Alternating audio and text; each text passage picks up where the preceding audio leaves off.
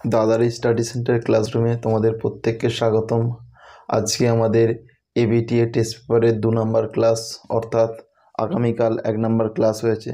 তো আজ 2 নম্বর ক্লাসে আমরা কি করব না, আমাদের যে এবিটিএ টেস্ট পেপারের 28 নম্বর পেজ, এই 28 নম্বর পেজে পরবর্তী অঙ্ক অর্থাৎ 3-এর দাগের 1 থেকে আমাদের আজকে অঙ্ক শুরু হবে।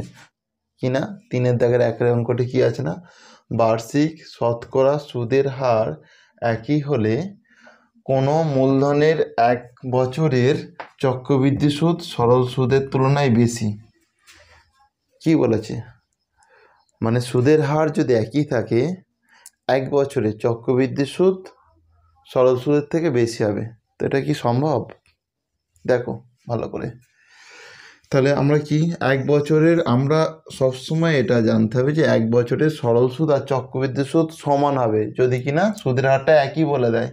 আর আমাকে তাই তো বলেছে যে সুদের হার একই হবে, কি না? দেখো, এই দেখো সুদের হার একই, তাই তো সুদের হার একই বলেছে। তাহলে সুদের হার যদি একই বলে কি, আমার চক্রবৃদ্ধি সুদ আর সরল সুদ কি হবে, সমান হবে, তাই তো।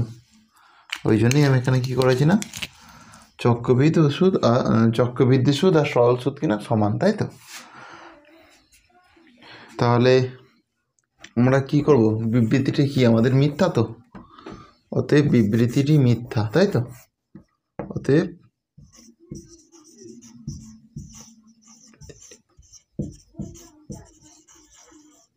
মিথ্যা।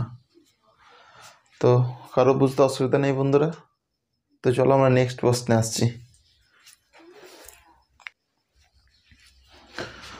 তো বন্ধুরা, 3-এর দাগের 2-এর প্রশ্নটি হলো √3 - 5 এর অনুবন্ধীকরণী √3 + 5, তাই তো। তো এটা ঠিক নাকি ভুল, তো তোমরা বলো কি এটা, তো এটা কি হতে পারে? আচ্ছা ঠিক আছে, দেখো আমি করাচ্ছি। √3 - 5 কি বলেছেন, এটার অনুবন্ধীকরণী কিনা √3 + 5। এটা সম্পূর্ণ ভুল, কি না, এটা ভুল। তাহলে এর সঠিক উত্তর কি হবে? এর সঠিক উত্তর, এটার অনুবন্ধীকরণী যেটা হবে সেটা কি না √3 -√3। দেখো এটা কি আছে, এখানটায় কিছু নেই মানে প্লাস, তো তাহলে এটা মাইনাস দিতে হবে, কি না -√3 - 5। এটাই হচ্ছে এর অনুবন্ধীকরণী।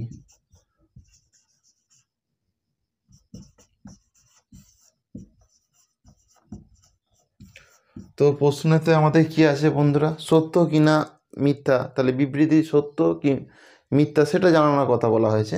তাহলে আমরা কি লিখবো, এটা বিবৃতিটা মিথ্যা, তাই তো।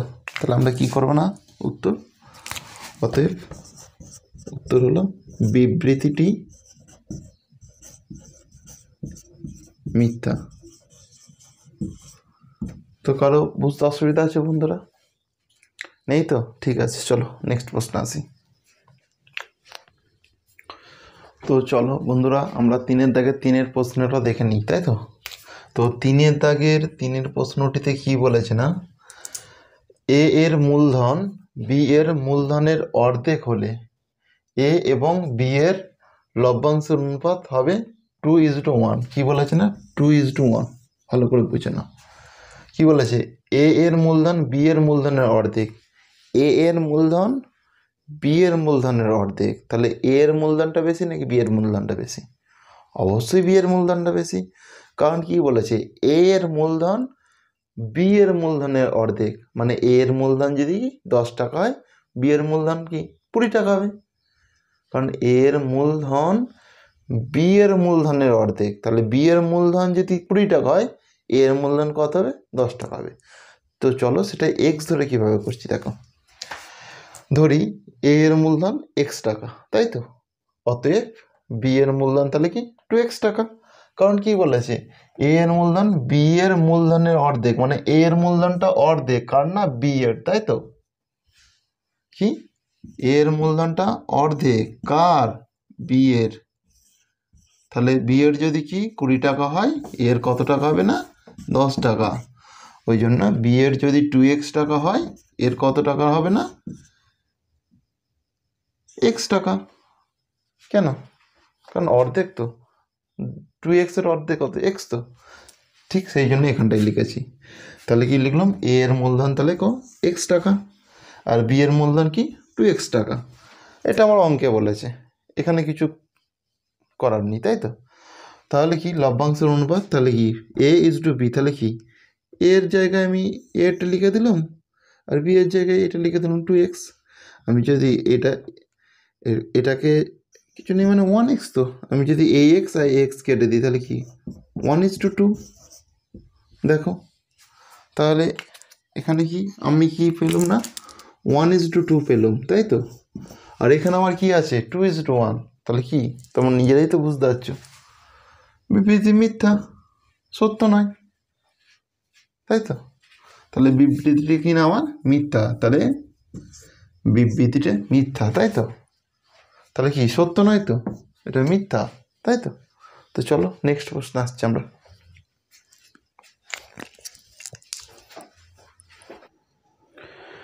ভিডিওটির মাঝে তোমাদেরকে একটি গুরুত্বপূর্ণ তথ্য দিতে চাই, সেটি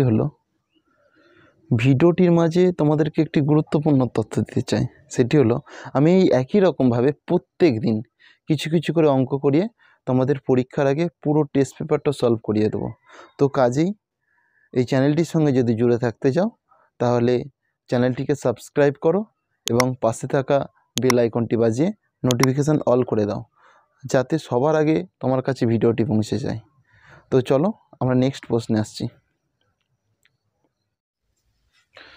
চলো তাহলে বন্ধুরা আমরা এবার 3-এর দাগের 4 নম্বর প্রশ্নটি দেখে নিই। কত না 3-এর দাগে 4 নম্বর কি বলেছে না, 3টি ক্রমিক সমানুপাতি সংখ্যার গুণফল 64 হলে কত না 64 হলে দ্বিতীয় সংখ্যাটি হবে 4, সত্য নাকি মিথ্যা, তাই তো। তাহলে আমি 3টে সংখ্যা কি জানি নি, 3টে সংখ্যাকে আমি ধরে নিচ্ছি কি না, ধরি a b c ক্রমিক সমানুপাতি সংখ্যা কিনা, a b c এগুলো কিনা ক্রমিক সমানুপাতি সংখ্যা।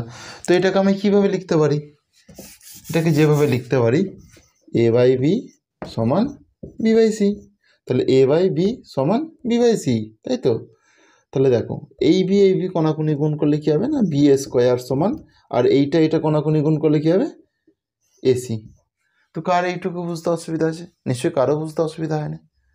তাহলে আমি b² মান কী পেলাম ac, কারণ এটাকে কোনাকুনি গুণ করছি, তাই তো। তাহলে এই বি আর এই বি মানে দুটো বি মানে কি b² সমান, এইটাকে যদি কোনাকুনি গুণ করি a আর c আছে, তাহলে b² সমান কি ac। তো প্রত্যেকে ক্লিয়ার এই জায়গাটাতে। দেখো এরপর আবার a b c সমান 64 কি বলেছে, 3টি ক্রমিক সমানুপাতির গুণফল কত 64, তাহলে a into b into c, তাই তো, কত 64। তাহলে এখানটায় দেখো আমি এখান থেকে যে a গুণিতক b গুণিতক c, তাই তো। তো এই বিটাকে আমি কি আলাদা করে নিচ্ছি, ওই জন্য এখানটায় আলাদা করে b লিখলাম, তাই তো। তো b লেখার পর তাহলে কী পড়ে আছে আর a আর c, তাহলে এসিটা পড়ে আছে, ওই জন্য এখানটায় কী লিখলাম না ac সমান কত 64, তাই তো। এরপরে দেখো বি লিখে দিলাম, এই ইন্টুটা দিলাম, তাহলে বি ইন্টু, আচ্ছা এসির মান কত, এসির মান কত দেখো এখানে এসি মানে কি b², এসি মানে কি না b²। তো এইটুকু করে বুঝতে পারেনি, বুঝতে অসুবিধা হয়নি নিশ্চয়ই। তাহলে এসির জায়গায় আমি কি লিখবো b² দেবো, তাহলে কি করলো না এসির জায়গায় কি লিখলাম আমি b² সমান কি সেই 64, কারণ কি বলেছে 3টি ক্রমিক সমানুপাতি সংখ্যার গুণফল কত না 64, তাই তো। এরপর দেখো এই একটা বি আর এই দুটো বি, তাহলে কটা বি, এইটা হিসাব মতন BQ, তাহলে আমি BQ লিখলাম, তাই তো। তাহলে কি লিখলাম এটা BQ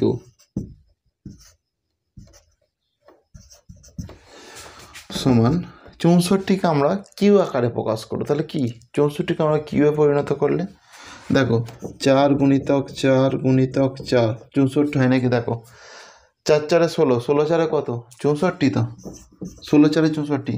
তাহলে এখানে 4 কটা আছে, একটা দুটো তিনটে, তাহলে 4-এর মাথায় কিউ দেওয়া মানে সেই কত 64 দাঁড়ায়।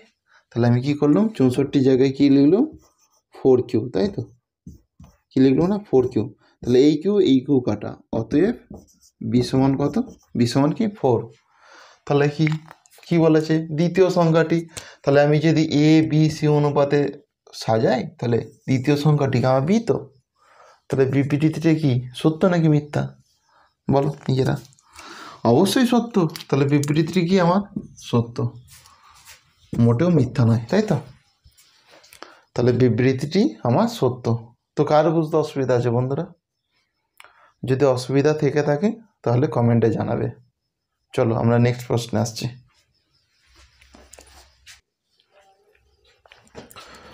তো চলো বন্ধুরা, আজকে আমরা 3 দাগের 5 নম্বর প্রশ্নটা দেখে নিই কী আছে। দুটি সদৃশ ত্রিভুজের ক্ষেত্রফল সমান হলে তারা সর্বসম হবে।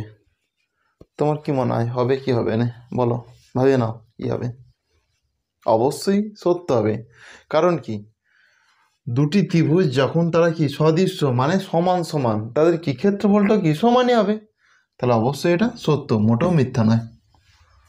কারণ যেহেতু সদৃশ্য বলেছে মানে একই, দুটো ত্রিভুজই একই, তাহলে তাদের ক্ষেত্রফল একই হবে, তার ভাবার কিছু নেই। তো চলো, খুবই সহজ ছিল। নেক্সট প্রশ্নে আসছি আমরা।